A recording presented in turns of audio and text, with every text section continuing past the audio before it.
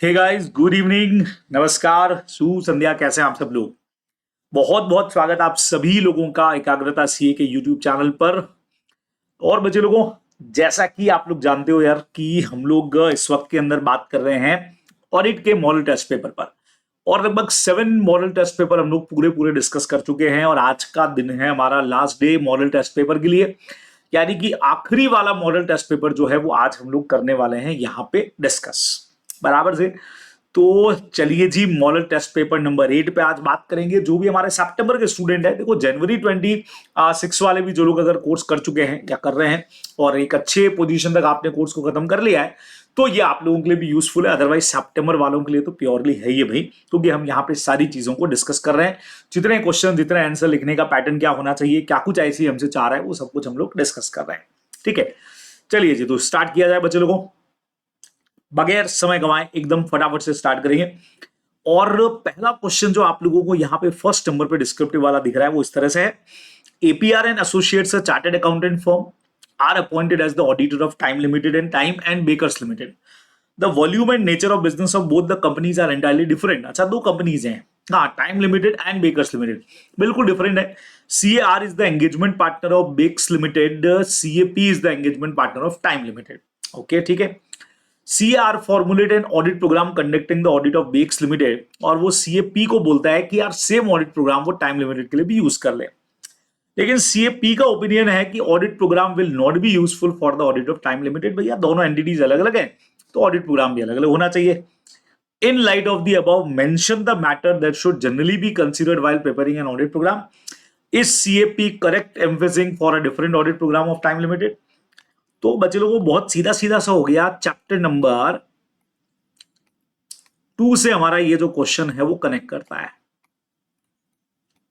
ठीक है, audit strategy planning programming से हमारा ये क्वेश्चन कनेक्टेड है। बात तो उसकी सही यार, एक ही ऑडिट प्रोग्राम सब जगह यूज आ नहीं सकता है। तो पहला नंबर अपन ने लिया, following matter should be considered generally while preparing an audit programme. उसमें सबसे पहले stay within the scope and limitation of the assignment, बराबर। Prepare a written audit program setting for with the procedure that are needed to implement the audit plan. पहला number, जब भी आप audit programme बनाएंगे क्या factor consider कर रहे हैं बच्चे लोगों, तो उसमें नंबर 1 पे आया कि यार आपका स्कोप और लिमिटेशन क्या है वो आप लोग ध्यान में रखोगे। सेकेंड नंबर, एक रिटर्न ऑडिट प्रोग्राम वहां पे बनेगा और जो आगे प्लान आपको इंप्लीमेंट करना है उसके हिसाब से। Determine the evidence reasonably available and identify the best evidence for deriving the necessary satisfaction. इस तरीके का कि बेस्ट एविडेंसेस अपने को मिल जाए। Apply only those step and procedure जो यूजफुल हो उस पर्टिकुलर स्पेसिफिक सिचुएशन में, है ना। इंक्लूड द ऑडिट ऑब्जेक्टिव क्या है ईच एरिया के and sufficient detail with serve set of instruction. इसमें क्या इंक्लूड होता है बच्चों? Set of instruction for the assistant, उनको काम कैसे करना है। ऑल पॉसिबिलिटीज ऑफ एरर ध्यान में रखा जाएगा एंड कोऑर्डिनेट किया जाएगा जो भी procedure to be applied to rated item. ये कुछ फैक्टर्स अपने को ध्यान में रखना है। अब ये फैक्टर्स लिखने के बाद क्वेश्चन का जो सेकंड पार्ट था अपना कि एक ही ऑडिट प्रोग्राम सबके लिए हो, ऐसा नहीं होता है। Business vary in nature, size and composition. Work which is suitable for one business में not be suitable for other. Efficiency and operation of internal control and abstract nature of service to be rendered by the auditor are the other factors that vary from assignment to assignment. अपने को पता है। On account of such variation, evolving one audit program applicable to all business is not practicable. ये सही नहीं है। In view of the above mentioned provision, CAP यहाँ पे करेक्ट है कि भाई टाइम लिमिटेड के लिए उसको अलग ऑडिट प्रोग्राम बनाना चाहिए, क्योंकि हर बिजनेस अपना नेचर, साइज, कंपोजिशन में बिल्कुल अलग अलग होता है। एक के लिए जो सुटेबल हो दूसरे के लिए भी हो, ऐसा जरूरी नहीं है बच्चे लोगों कि अपने को मेनली आंसर में ड्राफ्ट करना चाहिए था। चलिए जी, नेक्स्ट पे चलते हैं।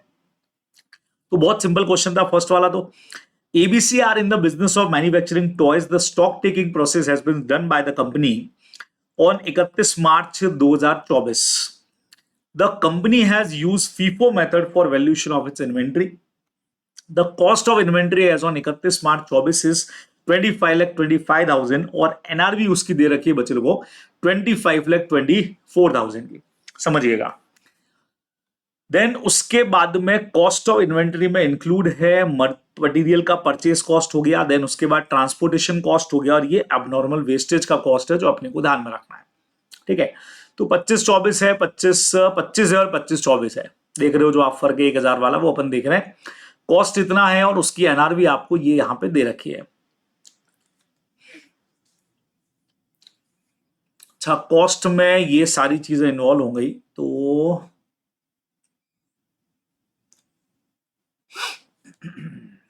3, इसके हिसाब से करें तब तो 25-23 ही आती है। देखते हैं।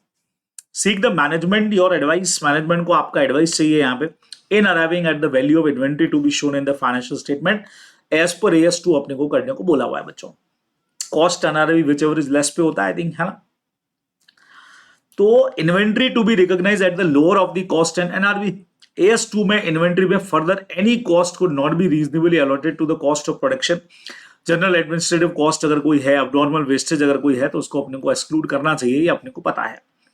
अब गिवन सिचुएशन है बच्चे लोगों, इन्होंने आपको सारी इंफॉर्मेशन वापस लिख दी कि भाई 25-20 कॉस्ट जो दे रखी है 25-24 की है, जबकि एनआरवी आपकी जो है वो बेसिकली कितनी है, 25-24 की है बराबर से।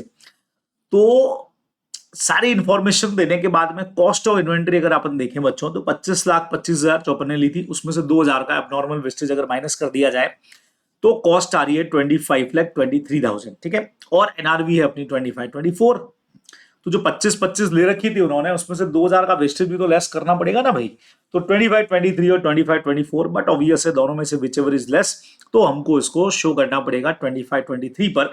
ये अपने को बच्चों सिंपली ध्यान में रखना चाहिए था। ये तो एकदम इजी वाला, अकाउंट्स भी जिसको आती है वो बहुत आराम से कर सकता है। नेक्स्ट क्वेश्चन देखें क्या बोला है। Mr Z at the time of appointment as an independent director in EF Limited, a listed company, came to know that Companies Act 2013 has placed a greater emphasis of the effective implementation and reporting of internal control in the listed company। पहले भी आया बच्चों ये question. He wants to know the responsibilities as casted under Companies Act 2013 with regard to internal financial control for directors के लिए, independent directors के लिए, audit committee के लिए, अलग अलग सेक्शंस में। तो बच्चे लोगों को चैप्टर 3 में पूरा एक टेबल बना करके आपको दे रखा है। वही टेबल देखो यहां आंसर में भी यूज हुआ होगा 101%, है ना। कंपनीज एक्ट का जो सेक्शन है उसके हिसाब से रिपोर्टिंग रिस्पॉन्सिबिलिटी डाली। ये तो क्वेश्चन की लाइन से आ गई ऊपर। अब देखो बच्चों, सबसे पहले सेक्शन 134(5)(e), ये है डायरेक्टर रिस्पॉन्सिबिलिटी स्टेटमेंट का पॉइंट है। In case of listed company the director responsibility statement में हमको लिखना पड़ता है director had laid down internal financial control to be followed by the company, है ना। And such financial control adequate भी है और ऑपरेटिंग हो रहा है इफेक्टिवली। एक तो ये आया। 149(8) बच्चों इंडिपेंडेंट डायरेक्टर का सेक्शन है। The company and independent director shell abide by the provision specified in schedule 4, जो ये कहता है code of independent director. As per code, the role and function of independent director include that they shall satisfy themselves of the integrity of the financial information and financial control and system of risk management जो है are robust है, अच्छी है, strong है और साथ में defensible भी है। तो ये क्वेश्चन कह रहा है यार इंटरनल कंट्रोल सिस्टम में कंपनीज एक्ट कहां पे रिक्वायरमेंट डालता है रिपोर्टिंग की। तो अलग अलग चीजों के बारे में पूछा था बच्चों। जैसे पहले नंबर पे डायरेक्टर्स का बोला तो अपना 134 आ गया। इंडिपेंडेंट डायरेक्टर्स का बोला तो 149 देखो इन्होंने दे ही रखा है। एक और इन्होंने दे रखा है बच्चे लोगों 177(4) ऑडिट कमेटी से बारे से जो कनेक्टेड है हमारा तीसरा नंबर जो है वो अपन अभी बात करने वाले हैं। ये देखो आप लोग, ये रहा। तो every audit committee shall act in accordance with the terms of reference specified by the board, specified writing by the board. Audit committee भी वही करेगी और उसमें शेल इंटर आलिया बाकी कामों के साथ में included evolution of the internal financial control and risk management system. तो कहता है इंटरनल कंट्रोल के बारे में 3 लेवल पे हम जा रहे हैं। बीओडीज को अपने डायरेक्टर रिस्पॉन्सिबिलिटी स्टेटमेंट में भी इफेक्टिवनेस के बारे में डालना है। इंडिपेंडेंट डायरेक्टर को भी ये चीज देखनी है कि प्रॉपर है कि नहीं है। उसके अलावा ऑडिट कमेटी की जिम्मेवारी भी होती है कि इंटरनल फाइनेंशियल कंट्रोल और रिस्क मैनेजमेंट सिस्टम जो है वो प्रॉपरली काम कर रहा है कि नहीं कर रहा है, इस चीज पर रिपोर्टिंग करना। ये सिंपल क्वेश्चन बच्चों ध्यान में रखना है, ठीक है। चलिए जी नेक्स्ट पे चलते हैं भाई। इस बार फिर से 4 क्वेश्चंस का पार्ट है पूरा। तो CA be the auditor after completion of busy audit season was occupied assembling the final audit file in one of his client. First of all, he started preparing various documents of that client and kept those documents in various folder. He was preparing document as well as audit file in paper form because उसका believe है कि mandatory बच्चों पहली गलती यहीं से है। बहुत प्यारा क्वेश्चन है, एग्जाम में आ भी चुका है। पेपर फॉर्म नहीं है भाई, इलेक्ट्रॉनिक फॉर्म में आप मेंटेन कर सकते हो, चलेगा, मतलब दोनों चलेगा। और चैप्टर नंबर 6 का क्वेश्चन है ऑडिट डॉक्यूमेंटेशन, ऐसे काम करता है 230। चलिए, he could complete documentation as well as assembling the final audit file of that client after 3 months from the audit report। फिर से गलती बच्चों, 60 डेज में तैयार हो जाना चाहिए, ठीक है। जनरली ही retain audit file of the client for 4 year. ये कह रहे हैं कि कम से कम 7 ईयर तक आपको मेंटेन करके रखना ही पड़ेगा। 3 चीजों में गलत है बच्चे लोगों, बहुत बहुत ज्यादा सिंपल क्वेश्चन है। तो सबसे पहले audit documentation may be recorded on paper और इन इलेक्ट्रॉनिक फॉर्म। देखो पहली गलती यही से पता लग गई, दोनों से कर सकते हो, अदर मीडियम में भी रख सकते हो। Audit file may be defined as one or more folder or storage media. देखो डेफिनेशन लिखनी पड़ेगी, physical or in electronic form containing the records that comprise the audit documentation for engagement. Hence, the views of CAB audit documentation should be maintained mandatorily in paper form is not correct. ठीक है। Second number, assembling हमारा documentation तो time to time पे होना चाहिए, ठीक है, timely basis पे होगा। लेकिन फाइनल जो आप रेडी करोगे फाइल, वो अपनी कब होनी चाहिए? देखो, documentation prepared after the audit work has been performed is likely to be less accurate than documentation prepared at the time of work is performed। तो आपको कंटिन्यू पूरे साल, तो ये जो ऑडिट डॉक्यूमेंटेशन में जो बी का ओपिनियन है कि यार एकदम एंड होने के बाद करना चाहिए, नहीं, आपको कंटिन्यू लेवल के ऊपर करना चाहिए था, ठीक है।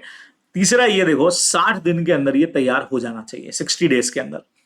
तो CAB ने जो 3 मंथ्स के अंदर इसको तैयार किया है वो सही नहीं है, नॉट वैलिड है एज पर SQC 1B। फिर बच्चे लोगों अपने को रखना कितने टाइम तक है? तो SQC 1 का पूरा पूरा नाम आ गया और उसके हिसाब से इन्होंने क्या बोला, रिटेंशन पीरियड जो है वो कम से कम 7 साल का है, और आप सिर्फ 4 साल कर रहे हो तो भी ये नॉन कंप्लायंस में माना जाएगा। तो इतनी सारी गलतियां एक ही क्वेश्चन के अंदर उसने की है। तो ये बढ़िया क्वेश्चन है, 230 के एकदम इजी क्वेश्चंस के अंदर कवर होता है बच्चों को, बहुत आराम से आप इसको कर सकते हो, ये अपने को ध्यान में रखना है। अगले क्वेश्चन की तरफ बढ़ते हैं बच्चे लोगों, क्वेश्चन नंबर सेकंड का ये कहता है CAQ is the engagement partner for the audit of departmental store as a part of risk assessment procedure. He wants to make inquiry of the management and other within the entity। क्या बात है बच्चे लोगों, फिर से internal control का direct table वाला question है। कौन सी इंफॉर्मेशन ऑडिटर इंक्वायरी से कलेक्ट करेगा? डायरेक्ट क्वेश्चन दे रखा है स्टडी मैट में, आप लोगों के नोट्स में, सब जगह पे। इंटरनल ऑडिट वाले से क्या पूछेगा, इनहाउस वाले से क्या पूछेगा, मार्केटिंग और सेल्स वाले से क्या इंक्वायरी करेगा, और जो IT वाला बंदा है उससे क्या इंक्वायरी करेगा? देखो बहुत सिंपल है। सबसे पहला इंटरनल ऑडिट वाले से may provide information about internal audit procedure जो भी ड्यूरिंग द ईयर परफॉर्म हुए, ठीक है, उसका इफेक्टिवनेस क्या है वो अपन चेक करेंगे, and whether management has satisfactorily respond to findings from those procedure. अब अगर इन हाउस वाले से पूछना है तो लिटिगेशन के बारे में पूछेंगे, सच मैटर लिटिगेशन हो गया, कंप्लायंस लॉ की आप कर रहे हो कि नहीं कर रहे हो, नॉलेज ऑफ फ्रॉड या सस्पेक्टेड फ्रॉड क्या है, पोस्ट सेल्स ऑब्लिगेशन, अरेंजमेंट्स, है ना, ज्वाइंट वेंचर, वारंटीज, क्योंकि इन्हीं से कई बार कंडीशन लायबिलिटी क्रिएट होती है with business partner in the meaning of contract, ये पूछेंगे। अच्छा, सेल्स वाले से क्या पूछोगे, चेंज इन मार्केटिंग स्ट्रेटेजी कुछ हुई है क्या, सेल्स का ट्रेंड क्या है, कॉन्ट्रेक्चुअल अरेंजमेंट आपके क्या है कस्टमर के साथ में, वो से पूछा जाएगा। IT वाले से क्या पूछना है, वो इन्फॉर्मेशन प्रोवाइड करेगा, सिस्टम में कोई चेंज हुआ है क्या, नया कोई सॉफ्टवेयर आया, सिस्टम और कंट्रोल फेलियर कहीं हुआ, सिस्टम बेस्ड अदर जो भी रिस्क है उसके बारे में वो कम्युनिकेट करेगा बच्चे को। एकदम डायरेक्ट सा हमारा पॉइंट हो गया, ये तो ध्यान में रखना है, कुछ है ही नहीं, बोलो क्या कहते हो, डायरेक्ट सीधे सीधे से पॉइंट हो गए। तो नेक्स्ट पे चलते हैं। CAZ, the auditor of MNO Limited, during the course of audit access a risk of material misstatement regarding the litigation and claim involving the company. Z is not convinced with the management explanation regarding the status of litigation or claim. It is considered unlikely that entity's external legal counsel will respond appropriately to a letter of general inquiry. So, auditors send a letter of specific inquiry requesting entity's external legal counsel to communicate directly with the auditor, list out the inclusion in the matter। क्या बात है बच्चे लोगों, ये तो अपन ने जो model test paper 7 किया था उसके अंदर भी ये क्वेश्चन था, थोड़ा सा डिफरेंट फॉर्म में था, लेकिन लेटर के कंटेंट से अपने से पूछे थे। In certain circumstances, auditor may judge it necessary to meet with the entity's external legal counsel to discuss the outcome of the litigation. What will auditor reporting responsibility if the management refuse to give permission the auditor to communicate or meet with external legal counsel? तो letter of जो inquiry अपन बना रहे थे बच्चे लोगों, उसमें एक तो हम लिटिगेशन की लिस्ट दे रहे थे, अगर मैनेजमेंट रेडी होता है, अवेलेबल हो, तो मैनेजमेंट का असेसमेंट कितना है आउटकम ऑफ लिटिगेशंस, क्या एस्टिमेट्स उनके हैं, क्या कॉस्ट है, फिर एनडीटी के लीगल काउंसिल से हम रिक्वेस्ट कर रहे थे कि भाई मैनेजमेंट का असेसमेंट जो है वो रीजनेबल है कि नहीं, बस आप तो हमको इतना बता दो, ठीक है। तो ये अपने को ध्यान में रखना है। अगर वो लिस्ट आपको लग रहा है कि इनकम्प्लीट है, इनकरेक्ट है या सही नहीं है, तो बस वो हमको आप बता दो। ये लेटर और इंक्वायरी की चीजें अपन ने प्रीवियस मॉडल टेस्ट पेपर में भी पढ़ी थी। In certain circumstances, auditor also may judge necessary to meet with the external legal counsel to discuss and likely outcome the litigation. अगर मैनेजमेंट रिफ्यूज करता है ऑडिटर को ऐसा परमिशन से या meet with entities external legal counsel से, और entities legal council खुद मना कर देता है रेस्पॉन्ड अप्रोप्रिएटली करने से और प्रोहिबिटेड फ्रॉम रेस्पॉन्डिंग है, and the auditor enable to obtain sufficient appropriate audit evidences, तो बच्चों मतलब अगर ये सब नहीं हो रहा है तो अल्टरनेट प्रोसीजर लगा, और अल्टरनेट प्रोसीजर से भी कुछ नहीं निकल के आ रहा है तो फिर रिपोर्ट को मॉडिफाई करना पड़ेगा। तो हमारे पास पहला तो यही है कि हम ऐसे 501 के हिसाब से लिटिगेशंस के बारे में एक्सटर्नल लीगल काउंसिल से बात करेंगे। अगर वो रिप्लाई नहीं कर रहा है, मैनेजमेंट मना कर रहा है, सब कुछ है, अल्टरनेटिव प्रोसीजर लगाएंगे। वो भी अगर नहीं है तो फिर अपने को रिपोर्ट को मॉडिफाई करना ही पड़ेगा ऐसे 705 में बच्चों। ये अपने को सिंपली आंसर में ध्यान में रखना पड़ेगा। हर बार आपको मैंने कहा ये लाइन बहुत इंपॉर्टेंट हो जाती है 705 वाली, ये अपने को ध्यान में रखना है। Alternatively auditor to perform alternate audit procedure and can obtain appropriate evidences, अगर सॉल्व हो जाता है तो अनमॉडिफाइड ओपिनियन देना ही, वो तो पहले ही बात कर चुके हैं, है ना। ये क्वेश्चन रहेगा। नेक्स्ट देखो, JK limited was having a pager manufacturing and looking at the demand, it was view that company will grow continuously in future, but with the introduction of mobile phone जब market में आ गए तो but obvious है pager तो गया, shutdown हो गया। Shareholders of the company were view that auditor failed to perform their duty to have not informed about them in the company's inability to continue its business. Otherwise, they might not have suffered losses. List down the factor giving rise the inherent limitation due to which auditor cannot provide a guarantee. पूरा question एक साथ ही पूछ लिया। वैसे तो ये future event वाला है, ठीक है, लेकिन इन्होंने ओवरऑल पूछ लिया कि यार बताओ आप लोग मिस स्टेटमेंट क्या है, कैसे है, तो ओवरऑल बता देते हैं। Inherent limitation, the process of audit suffer from certain, बच्चों अब अपने को ये चीज तो पता है अच्छी तरह से। सबसे पहला हमारा फाइनेंशियल रिपोर्टिंग का नेचर ही ऐसा है, ठीक है। इसमें अपने को पता है अपन क्या क्या पॉइंट्स डालने वाले बच्चे लोगों। सबसे पहला तो भाई इसके अंदर एक तो many judgements by the management होते हैं, दूसरा अनसर्टेनिटी होती है, तीसरा नंबर के ऊपर हो सकता है कि वो एब्सोल्यूट एश्योरेंस नहीं दे पाए because of the misstatement due to fraud and error, collusion of employees वगैरह कई बार हो जाता है। अच्छा, ऑडिट प्रोसीजर में भी कुछ गड़बड़ियां, प्रैक्टिकल और लीगल लिमिटेशंस हो सकती हैं ना, जिसमें सबसे बड़ी लिमिटेशन देखो, प्रैक्टिकल का एग्जांपल भी दिया, auditor does not test all transactions, है ना। तो हमारा सैंपलिंग वाला हो गया, टेस्टिंग सैंपल करके देगा, तो हमारी प्रैक्टिकल लिमिटेशन है। उसके अलावा मैनेजमेंट हो सकता है पूरा इंफॉर्मेशन प्रोवाइड नहीं करे, हमारा पुराना पॉइंट है बच्चे लोगों, है ना, हो सकता है मैनेजमेंट नहीं दे। तीसरा, हमको एक्सपर्टाइज पर्सन नहीं है कि हम पता लगा सकें, तो सोफिस्टिकेटेड या केयरफुली फ्रॉड होंगे, उनको हम पता नहीं लगा पाएंगे। तो management may not complete full information, may not provide full information, sophisticated जो मिली भगत वाले फ्रॉड्स हमारे होते हैं, और सैंपलिंग हमारे उसमें रहेगा। अच्छा, हम इन्वेस्टिगेटर तो है नहीं, ये भी आपको पता है, नॉट ऑफिशियल इन्वेस्टिगेशन, तो वहां पे भी हम एश्योरेंस नहीं ले पाएंगे because we have no power to search and seize and oath वगैरह वाला राइट हमारे पास में नहीं है। टाइमलीनेस वाला पॉइंट भी हमारा लगता है बच्चों, relevance of the information decreases over time, the auditor can not verify each and every matter, और there is a stuck between reliability and cost of obtaining it, वो भी रखना पड़ेगा। और सबसे मेजर पॉइंट आया फ्यूचर इवेंट का, future event और कंडीशन में affect entities adversely. Adverse event में seriously affect ability of entity is continue business, business में cease to exist in future, market condition change हुआ, नया बिजनेस कोई मॉडल आ गया, प्रोडक्ट या कोई और एडवर्स इवेंट हो गया, तो इस क्वेश्चन में हुआ भी है, तो हमारे हाथ में नहीं है। तो वैसे तो आंसर इसका 5th पे जाएगा, लेकिन क्वेश्चन में इन्होंने आपसे सारी इनहेरेंट लिमिटेशन पूछ ली है बच्चे लोगों, तो फिर अपने को सबका आंसर वहां पे देना ही पड़ेगा और कोई ऑप्शन नहीं है। नेक्स्ट क्या कहता है, B Limited is a company manufacturing bed sheet and pillow cover, they have appointed C and Company chartered accountant as their auditor, the auditor is establishing audit strategy with the team member as the work progress. They come to know that company has diversified business and now they were also planning to manufacture wooden furniture. Auditor in his professional judgment considered this to be a significant factor in directing the engagement team efforts. Give example of factors that in auditor PJ are significant in directing the engagement team efforts. बच्चे लोगों, इससे related हमारा question है, बढ़िया answer है, देखो आप लोगों को आंसर बताता हूँ, समझ आएगा। The auditor need to direct effort of engagement team towards matter that in his professional judgment are significant. Preliminary identification of material class of transaction, account balances and disclosure auditor को help करेगा strategy बनाने के अंदर. वहां पर नहीं पड़ा हुआ है मोर एनर्जी हम सिग्निफिकेंट मैटर्स पे लगाएंगे, कम वाले पे कम लगाएंगे. तो पहले ही पता कर लो. अब इसमें 4 पॉइंट आप लोगों को दे रखे हैं. सबसे पहला, volume of the transaction which में determine whether it is more efficient for the auditor to rely internal control. सबसे पहला बच्चे लोगों, सबसे पहले इसमें आया वॉल्यूम ऑफ ट्रांजेक्शन्स कितना है. ज्यादा ट्रांजेक्शंस हैं तो but obviously internal control system अच्छा बनाया होगा तो भरोसा करेंगे. इंडस्ट्री डेवलपमेंट कैसे हो रहे हैं बच्चों, इंडस्ट्री में रेगुलेशंस या नई रिपोर्टिंग रिक्वायरमेंट आई है क्या, एफआरएफ में कोई चेंज हुआ है क्या, और कोई नया लॉ एप्लीकेबल हुआ है क्या, ये अपने को ध्यान में रखना. तो चैप्टर नंबर 2 में आपको बहुत क्लियर दे रखा है ना, कि आप कैसे गाइड करोगे, उसके पहले कौन से फैक्टर्स ध्यान में रखोगे. तो वॉल्यूम ऑफ ट्रांजेक्शंस कितने हो रहे हैं, ठीक है, इंडस्ट्री डेवलपमेंट्स क्या है, क्या रिपोर्टिंग रिक्वायरमेंट्स हैं, क्या कोई रिपोर्टिंग फ्रेमवर्क में चेंज हुआ है क्या, अकाउंटिंग स्टैंडर्ड वगैरह कोई चेंज हो गया हो, या कोई अदर सिग्निफिकेंट डेवलपमेंट हुआ हो, जैसे चेंज इन लीगल एनवायरनमेंट, को नया लॉ एप्लीकेबल हो गया, जीएसटी वीएसटी जैसा आया था ना, तो वैसे क्या कोई नया लॉ यहाँ पे आ गया क्या उसके ऊपर, ये अपने को ध्यान में रखना है. तो आई थिंक ये भी सारे क्वेश्चन तो यार बहुत सिंपल चल रहे हैं आज तो.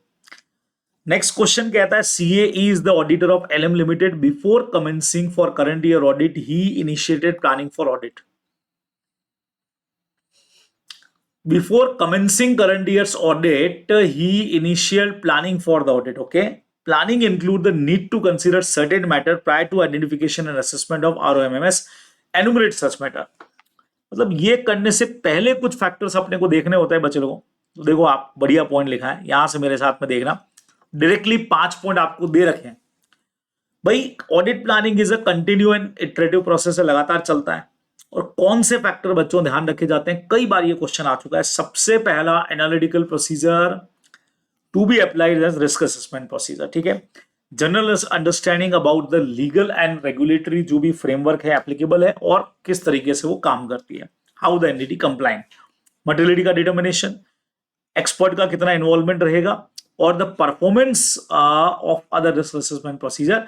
आपको ध्यान हो तो नोट्स में, बुक में इसके एग्जांपल्स भी है पूरा, लेकिन अपने को जितना रिक्वायर्ड है उतना ही मैटर देना है. तो ये 5 पॉइंट बहुत इंपॉर्टेंट है, कई बार एग्जाम के अंदर आ चुके हैं बच्चे लोगों कि क्या फैक्टर कंसिडर किए जाएंगे. तो एनालिटिकल प्रोसीजर हो गया, general understanding of legal and regulatory framework हो गया, डिटर्मिनेशन ऑफ मटेरियलिटी हो गया, एक्सपर्ट का इन्वॉल्वमेंट कितना है, and performance of other risk assessment procedure. ये अपने को ध्यान में रखना है. चलिए अगले क्वेश्चन पे चलते हैं बच्चों. The management of PQ Limited changed during the period under audit. Mr. GN, auditor at the time of receiving written representation on the management responsibility from the management, was in dilemma related to date and period covered by the written representation. New management of the view that they can give written representation from the date they took over, not for the prior period when old management were managing affairs. Guide करो बच्चों, ये भी previous smaller test paper में था. देखो 580 है बच्चों, written representation. The date of written representation near practicable but not after the date of audit report होना चाहिए, अपने को पता है. Written representation shall for all financial statement and referred in the auditor report. पूरे से कनेक्टेड है, 25-26 की ऑडिट कर रहे हो तो पूरे से कनेक्टेड है. Furthermore, auditor is concern about event occurring from the date of auditor report may require adjustment or disclose. भाई आप लोग जानते हो जो इवेंट बैलेंस शीट डेट के बाद और ऑडिट रिपोर्ट से पहले के हुए हैं, अगर वो ऑलरेडी अंदर आइटम है एग्जिस्टिंग वाले तो एडजस्टमेंट होगा, नहीं तो डिस्क्लोज होगा. The written representation are dated as near practicable but not after the date of audit report. Written representation for all period refer to in auditor's report because management need to reform the written representation previously made with respect to prior period remain appropriate. भाई written representation for all period refer to in auditor's report. ठीक है, तो पूरे के लिए हम चाह रहे हैं. अब सिचुएशंस में arise where current management were not present during all period, वो लोग प्रेजेंट नहीं थे, तो such person may assert that they were not in position to provide some और all of the written representation because वो उस वक्त में थे ही नहीं. This fact however does not diminish such person responsibility for the financial statement as a whole. भले आप ये बोलो, लेकिन आप उस कंपनी को संभालने के लिए आए तो पुराने डिसीजंस के लिए you are responsible. Accordingly, the requirement of written representation that cover the whole of relevant period still applies. Management required to provide written representation for all the period, current वाला और पुराना वाला भी, दोनों चीजें इंक्लूड करनी पड़ेंगी बच्चे लोगों, ध्यान में रखना है. बराबर समझ रहे हैं। हमने कहा सर पुराना वाला कौन सा, पुराना वाला वो जिस वक्त में ये मैनेजमेंट नहीं था, कोई और मैनेजमेंट भी रहा होगा, लेकिन उससे कोई फर्क पड़ने वाला नहीं है। ये चीज तो पूरे के पूरे ईयर के लिए दी जाएगी बच्चों, अपन ध्यान में रखने वाले हैं, ठीक है। नेक्स्ट क्वेश्चन पे आते हैं भाई। You are appointed as the auditor of company manufacturing paints. The company has a robust system of internal control, बढ़िया सिस्टम है। Most of the control in the company are automated है और effectively काम कर रहा है। सर्टेन सिचुएशन में manual element in internal control are more suitable. वो सरकमस्टांसेस बताओ जहां मैनुअल कंट्रोल ज्यादा काम करेगा बच्चों। एक आध में अपन पहले भी ये कर चुके हैं। सबसे पहला, जहां जजमेंट या डिस्क्रिप्शन चाहिए, दिमाग का इस्तेमाल करना पड़े, अनयूजुअल लार्ज या नॉन रिकरिंग ट्रांजेक्शन है तो वो रूटीन के अंदर ऑटोमेटेड में जाएंगे ही नहीं, क्योंकि तो कभी कभार होने वाले हैं, है ना। Circumstance where errors are difficult to define, anticipate और प्रिडिक्ट करना मुश्किल है, तो वहां ऑटोमेटेड से काम कैसे होगा, मैनुअल होगा।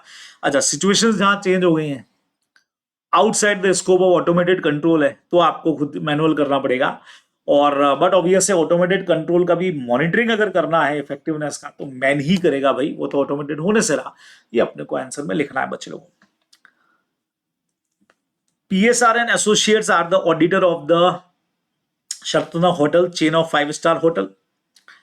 Since the nature of their business is prone to fraud, the company has appointed internal auditor at various locations. Company also devised a system of effective, efficient internal control. Auditor PSR associates want to use the work of internal auditor. क्या बात है।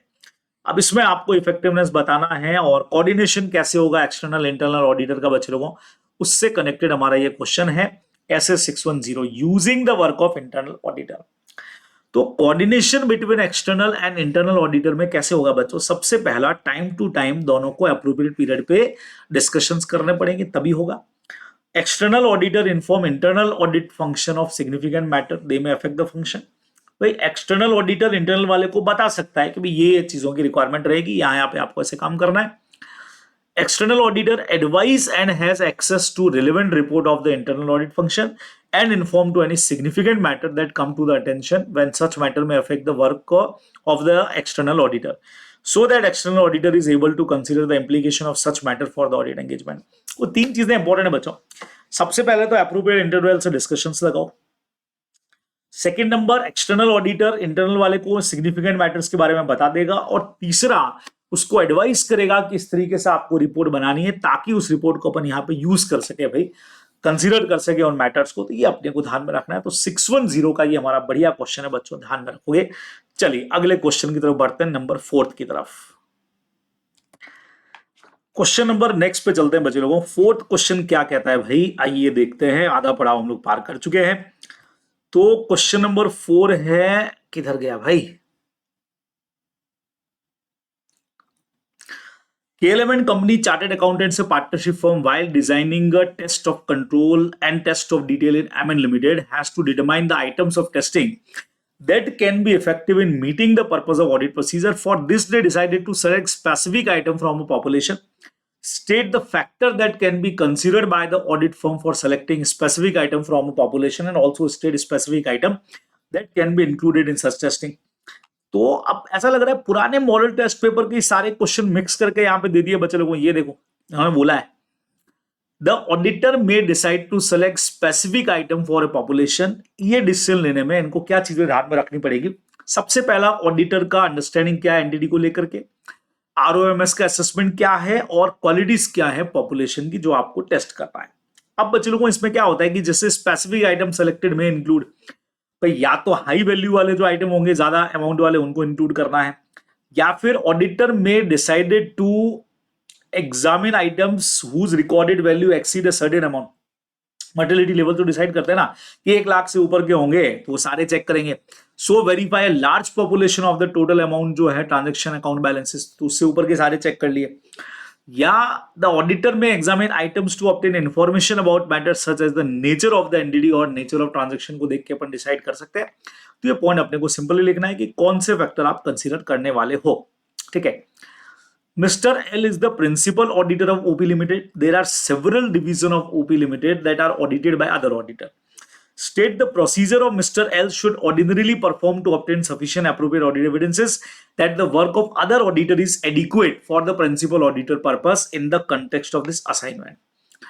तो बहुत सीधा सा हो गया बच्चे लोगों को, क्या लिखना क्या पड़ेगा ये देखो, एक बढ़िया सा आंसर इन्होंने लिखा है, the principal auditor should perform procedure to obtain sufficient appropriate audit evidences that the work of the other auditor is adequate for the principal auditor purpose in the context of specific assignment। जैसा आपको रोज कह रहा है इतना तो question की line लिख लिया करो। अब प्रोसीजर क्या लगाना है, सबसे पहला नंबर आया बच्चे लोगों, advise the other auditor to use that is to be made of other auditor work and report makes specific arrangement for coordination of their efforts at the planning stage of audit।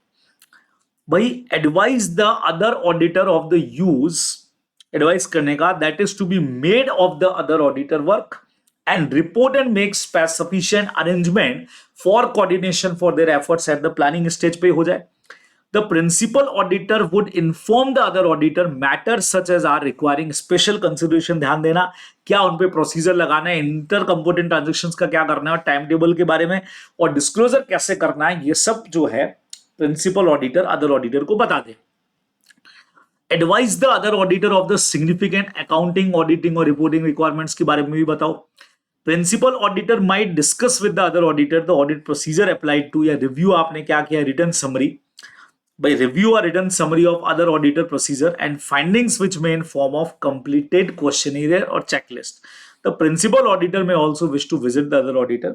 तो ये तब काम आता है बच्चे लोगों को जब बहुत सारी ब्रांचेस हैं और उनका ऑडिटर कोई और है और हम प्रिंसिपल ऑडिटर है, तो कैसे कोऑर्डिनेशन होगा, क्या होगा, वो सब यहां पे अपने को बोला हुआ है जो अपने को ध्यान में रखना है।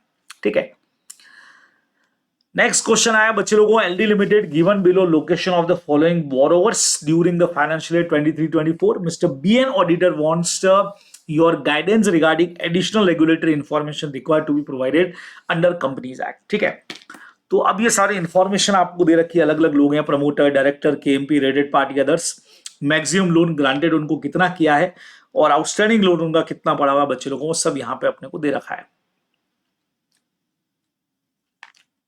देखेगा।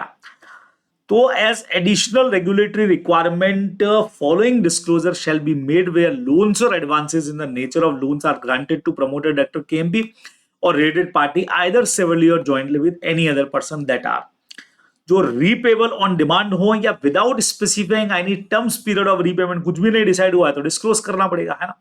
तो देखो इन्होंने क्या किया, सबसे पहले इसका फर्स्ट वाले का था, तो बच्चे लोगों 15 लाख यहां पे है इसका, ये देखो 15 लाख ये पड़ा हुआ, कितना है परसेंटेज निकाल लो, 15/120। 120 कहां से आया सर, 120 बच्चों टोटल आउटस्टैंडिंग लोन में से प्रमोटर का लोन कितना है, पहले वो परसेंटेज अपन ने निकाला तो ये आया 12.5%। सेम उसी तरह से सबका अपन ने निकाल लिया, टोटल के ऊपर परसेंटेज कितना आया, है ना। तो इन्होंने यही अपने को बोला है कि इनको अपने को additional regulatory requirement following disclosure अपने को करने पड़ेंगे इस तरह के, समझ रहे हैं। ऐसे जो रीपेबल ऑन डिमांड है या जिनका कोई टर्म्स ऑफ पीरियड या पेमेंट डिसाइड नहीं है, उसके बारे में अपने को डिस्क्लोज है। तो percentage of total loan and advances in the nature of loan कितना है वो अपने को ऐसे यहां पे डिस्क्लोज करना पड़ेगा बच्चों। वो ये चाह रहे हैं अपने से कि अलग से रिक्वायरमेंट क्या है वो बताओ, वो अपन ने बता दिया परसेंटेज निकाल करके।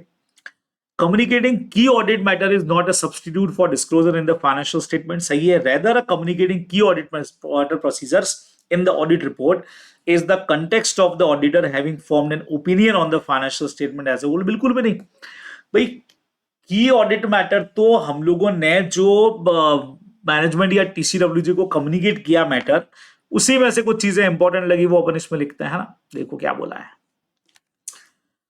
a substitute for disclosure in the financial statement that the applicable communicating key audit matter in the auditor report is not a substitute, नहीं है, अपन ने भी पढ़ा हुआ इसको, ठीक है।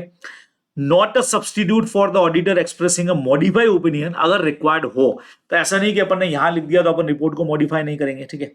उसके अलावा ये not auditor report is not a substitute for reporting accordance with SA 570, जहां अनसर्टेनिटी एग्जिस्ट है और गोइंग कंसर्न के लिए हमारा रिस्की हो रहा है, उसको भी नहीं कर रहा है। और हर मैटर के ऊपर अपने को सेपरेट ओपिनियन की जरूरत भी नहीं होती है, हर मैटर पे थोड़ी देंगे सेपरेट ओपिनियन। तो यहां इसमें हमने जो मैटर ऑलरेडी टीसीडब्ल्यूजी या मैनेजमेंट को बताया, उन्हीं में से कुछ इंपॉर्टेंट मैटर यहाँ पे लिखे जाते हैं। ये कहीं ओपिनियन वगैरह प्रेजेंट करने के लिए हमारे काम में नहीं आता है बच्चों, ये अपने को ध्यान में रखना चाहिए, ठीक है, बराबर।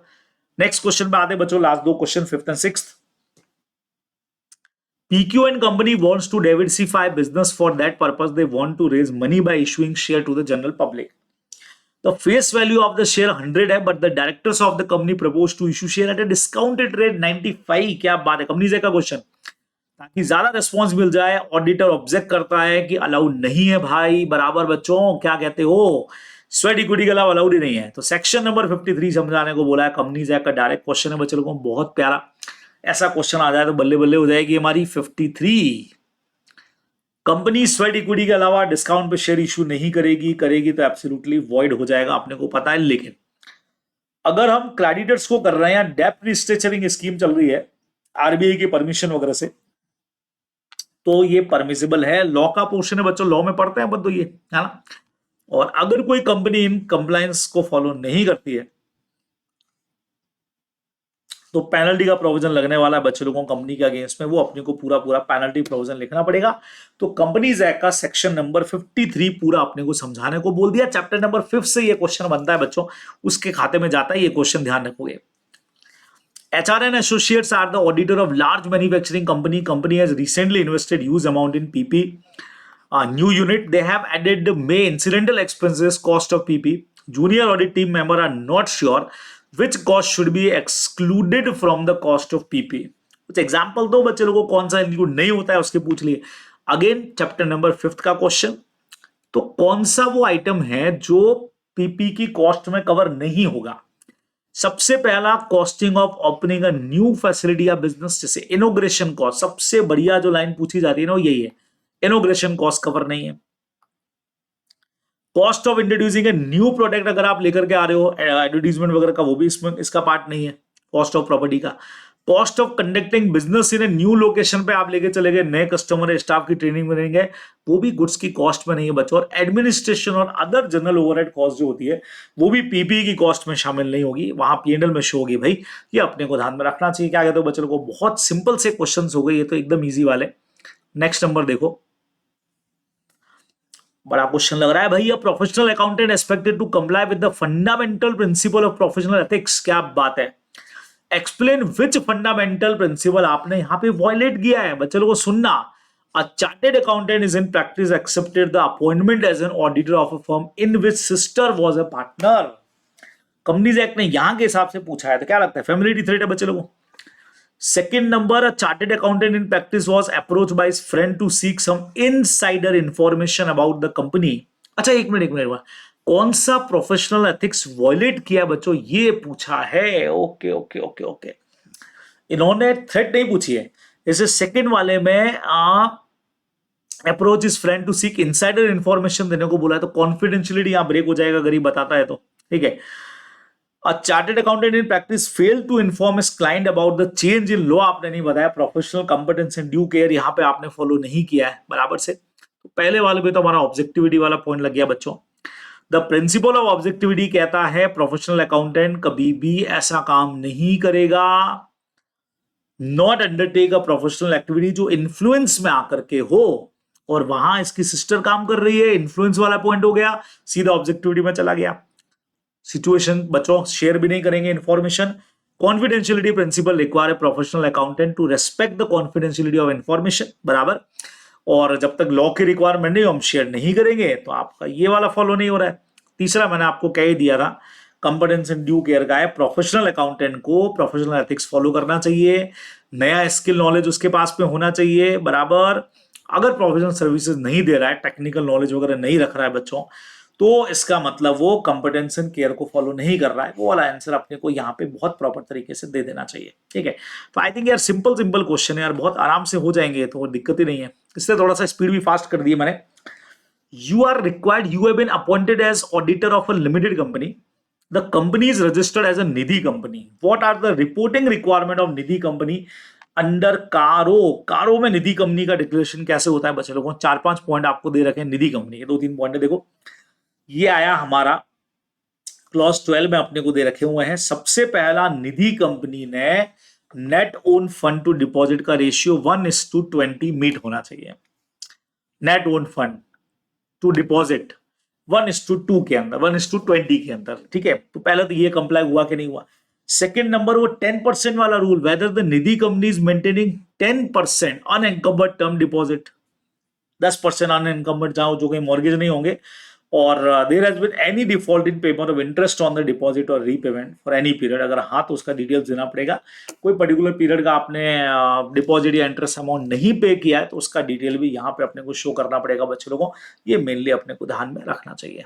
ठीक है, तो ये हमारा फिफ्थ वाला क्वेश्चन भी खत्म हो गया। आइए लास्ट क्वेश्चन पे चलते हैं भैया, सिक्स्थ वाला क्वेश्चन है, लेकिन चॉइस क्वेश्चन है भाई, तो अपने को 1 2 3 4 5 क्वेश्चन इसमें करने पड़ेंगे भैया। अभी आ जाओ फटाफट से देखते हैं क्या है। CAM is the engagement partner of the firm XYZ X2Z LLP and he is auditing the financial statement of listed entity ABC Limited. Okay. Audit firm has determined that engagement quality control review is required for this assignment. तो M का responsibility बताओ। Quality control review as SA 220, क्या बात है, chapter 11 का question है बच्चों। तो SA 220 audit of financial statement of listed entity and those other audit engagement if any for which the firm is determined that an engagement quality control review is required, the engagement partner shall, क्या करेगा बच्चे लोगों, सबसे पहला अब मैंने पढ़ा हुआ है, engagement quality control reviewer appoint हो चुका है।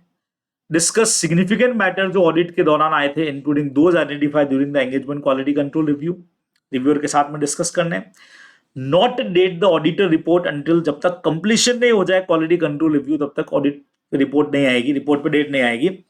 अगर डिफरेंसेस ऑफ ओपिनियन है, एंगेजमेंट टीम में है और जिससे आपने कंसल्ट किया उसके साथ है और एंगेजमेंट पार्टनर या रिव्यूअर के साथ में है, the engagement team shall follow the firm policy and procedure for dealing with the resolving difference of opinion। तो फर्म का जो पॉलिसी है ना SQC1 में जो आपने बनाया ही होगा उस पर्टिकुलर ऑडिट फर्म का, वो एग्जैक्टली अपने को फॉलो करना चाहिए। ये पॉइंट्स बच्चों अपने को लिखने हैं। ठीक है, तो LLP में अपना ये काम करेगा, इस तरह के ऑडिट के अंदर ये काम करेगा, ध्यान में रखेंगे।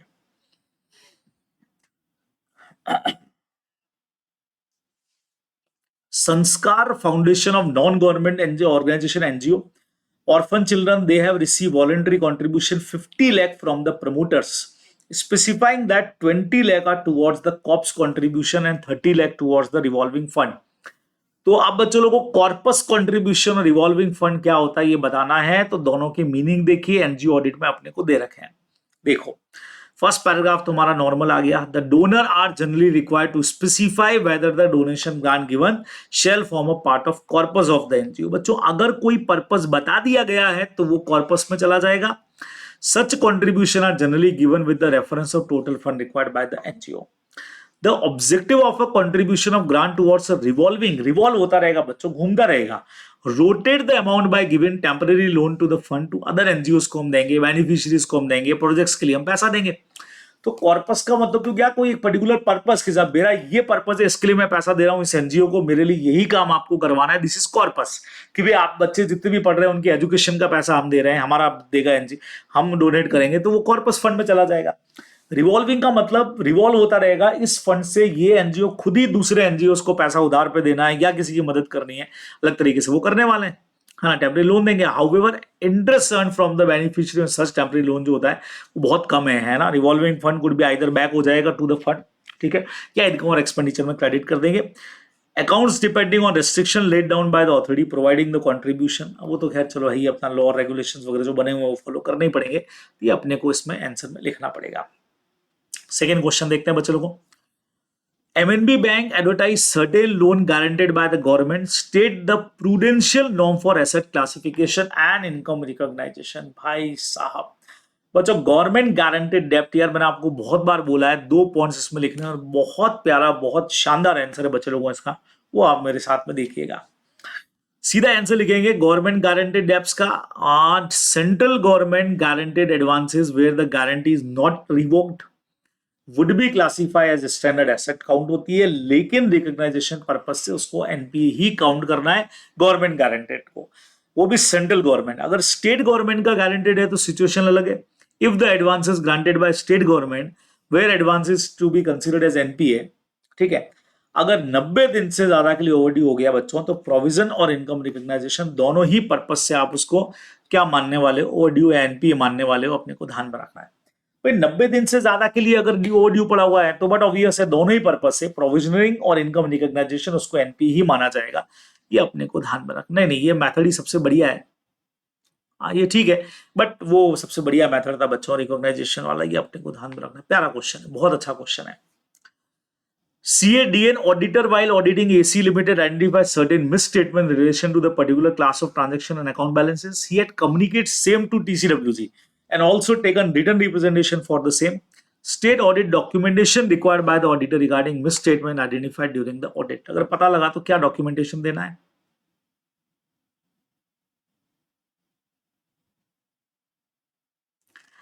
सबसे पहला, the amount below which misstatement would be regarded as cleverly trivial. All misstatement accumulated during the year, whether they have been corrected. Auditor conclusion as whether the uncorrected misstatement material है क्या, individually aggregate on the basis of that conclusion. तो documentation requirement misstatement identify से related क्या है बच्चे लोगों? सबसे पहला तो ये कि भाई अमाउंट बिलो विच मिसस्टेटमेंट को हम बिल्कुल जीरो काउंट कर रहे हैं, क्या सारे मिलकर के उनको करेक्ट किया कि नहीं किया, या सारे करेक्टिवली अगर अनकरेक्टेड रह गए तो उसके लिए क्या किया, वेदर अनकरेक्टेड मिसस्टेटमेंट और मटेरियल है कि नहीं इंडिविजुअली एग्रीगेटली, वो उसको डिसाइड करना पड़ेगा बच्चों। तो सिंपल सा हमारा काम है, इजी इजी क्वेश्चन है सारे। नंबर डी, लास्ट क्वेश्चन बच्चों। JK Limited has opened a new manufacturing unit and for they want plant and machinery. Since the capital outflow for the use they are considering of taking on lease, they are approached several parties to have shortlisted one of them who is ready to give the plant on lease for 11 years, which is approximately the estimated economic life of the asset. As per agreement, JK Limited will bear the insurance and maintenance expenses of the asset.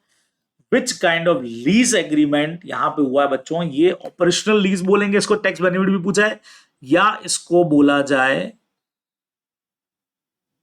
Financial lease. तो देखिएगा, in the given question JK limited has open a new manufacturing unit और plant and machinery 11 साल के लिए है, which is approximately the estimated economic life. Question as it is अपन ने लिख दिया। Same will be considered as finance lease as per AS 19, the lease term for a major part of economic life or asset even if the title is not transferred। भले title transfer नहीं हुआ है लेकिन लगभग पूरी life ही आप ही use कर रहे हो, तो ओनरशिप का स्टेटस क्या होगा बच्चे लोगों? Ownership transfer option at the end of lease period with the Lesi आप ट्रांसफर कर सकते हो। टाइटल मे और may not have eventually transfer, फिलहाल तो नहीं होगा। अकाउंटिंग ट्रीटमेंट क्या है बच्चे लोगों? Finance lease related to like loan agreement होता है, hence the asset ownership is considered so that the lessee and does appear on the balance sheet of lessee. Tax benefit, lessee can claim interest और depreciation दोनों claim करेगा बच्चे लोगों। जो amount पे कर रहा है उस पर इंटरेस्ट और एसेट उसके खुद के पास है, सो डेप्रिसिएशन भी यहाँ पे क्लेम करने वाला है। ये अपने को मेनली ध्यान में रखना है। तो यहां आकर के बच्चे लोगों हमारा अगला मॉडल टेस्ट पेपर यानी आखिरी वाला, थोड़ा सा सुपर फास्ट ले लिया आज अपन ने क्योंकि ऐसे क्वेश्चन अपन ऑलरेडी कर चुके थे, तो हम लोगों ने ये भी आज की डेट पे कर लिया है पूरी तरह से कंप्लीट। ठीक है, तो बढ़िया चीज क्या बच्चों, यहां आकर के हमारा पूरा पोर्शन जो है वो खत्म हो जाएगा मॉडल टेस्ट पेपर का। तो अब तक अपन बहुत कुछ कर चुके हैं बच्चे लोगों, हमारे सारे PYQs हो गए हैं, RTPs पे हमने बात कर लिया, MTPs पे बात कर लिया, मॉडल टेस्ट पेपर पे भी हमारी बात हो चुकी है बराबर। इसके अलावा जो केस बेस्ड MCQs थे उसका पूरा लेक्चर में ले चुका हूं ऑलरेडी। तो अब आगे आने वाले टाइम में हम लोग क्या करने वाले हैं, पहले तो ऑडिट के क्वेश्चंस का रिटर्न प्रैक्टिस डालेंगे, कुछ इंपॉर्टेंट क्वेश्चंस ऑडिट के क्या क्या हो सकते हैं उन सब पर बच्चों हमारा डिस्कशन जो है वो लगातार अब होने वाला है। ठीक है, बराबर से क्लियर है सारी चीजें? चलिए जी, तो आज का सेशन यहीं पर एंड करते हैं और इसके साथ मॉडल टेस्ट पेपर का जो हमारा सीरीज है वो पूरी तरह से खत्म हो जाएगा। तो सारे लेक्चर्स बच्चों 8 के 8 पेपर बढ़िया तरीके से देखिएगा। कुछ में थोड़ा मैं स्लो चलाऊं, कुछ में जान लगा यार बहुत इजी क्वेश्चन है अपन एकदम से फास्ट हो गए, तो बढ़िया तरीके से आप इन सारे लेक्चर को देखिएगा। जहां चीजें पसंद आती है लाइक शेयर सब्सक्राइब जरूर आप लोगों को कर देना है। ठीक है, चलिए जी, तो आज का सेशन यहीं बैंड करते हैं बच्चे लोगों। बाय, टेक केयर, फिर मिलते हैं बच्चों, बाय।